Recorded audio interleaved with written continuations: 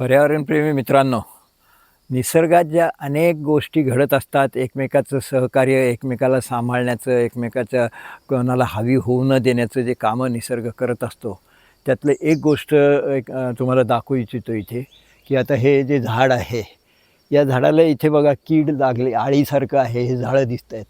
यांनी या झाडाला ची साल सगळी खाऊन घेतली आहे आणि त्याच्या मागे डेडवूड फक्त शिल्लक राहिले.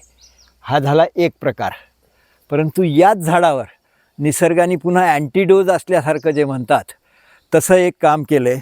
ते काम म्हणजे इथे दिसेल तुम्हाला, की इथे याच्यावर वाळवी लागते. आपण वाळवीबद्दलचे जे गैरसमज झालेले आहेत की वाळवी झाड खाते, वास्तविक त्या किडीने हे झाड खाल्ले, ही साल वाळण्याकडे चाललेली आहे. इथे याच्या खाली बघा अजिबात साल खाल्लेली, इथं नवीन साल आलेली आहे.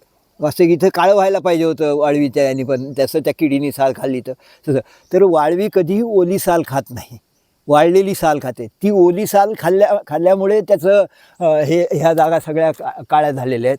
पण तेच वाळवीच्या खाल्लेल्या याच्यात बघा नवीन साल आलेली आहे. वाळवीने फक्त वाळलेली साल खाल्लेली आहे. तर हे निसर्गातले सगळे संतुलनं आणि निसर्गाने उभं केलेलं शास्त्र आपण नेहमी अभ्यास केलं पाहिजे. धन्यवाद.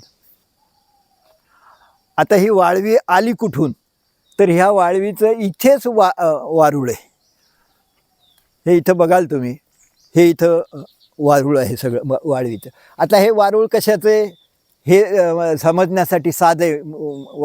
वाळवी पण वारूळ करते आणि मुंगळे पण वारूळ करतात. पण दोघांचा फरक असा असतो की वाळवीच्या वारूळाला कुठेही तोंड नसतं, ओपनिंग नसतं कुठेही. मुंग्याच्या याला छिद्र असतात पण वाळवीच्या याला नसतात. माझ्या एका जुन्या व्हिडिओ तुम्ही पाहाल, त्यात दाखवलेले. आता मी इथं निसर्गाला डिस्टर्ब करणार नाही म्हणून हे करतो की हे जर इतका तुकडा तोडून टाकला तर लगेच हे बांधकाम सुरू करतात. आणि इथं आता कोरडे सगळं, तरी पण ओला चिखल इथे तुम्हाला मिळेल. याच्यावरचा एक व्हिडिओ मी केला आहे. परंतु ह्या सगळ्या गमती जमती पाहायच्या तर तुम्हाला यायला लागेल नागपूरपासून 35 किलोमीटरवर असलेल्या ऑरा फार्ममध्ये. त्याच्यासाठी हे येतील. दुसरं आपला तो आत्ता मी जसं म्हटलं की झाडं खाते वाळवी, तसं जर असतं तर याच्यात बघा या वारुळातूनच हे झाड आलं आहे. हिरवंगार झाड आहे बिलकुल. याचं तर खोडसुद्धा हिरवं आहे, तरी पण त्याला काही केलं नाही, त्याच्यातूनच वाढून आहे. तर ह्या गोष्टी आपण लक्षात घेऊन आपला अभ्यासाची दिशा तशी असावी असं मला वाटतं. धन्यवाद.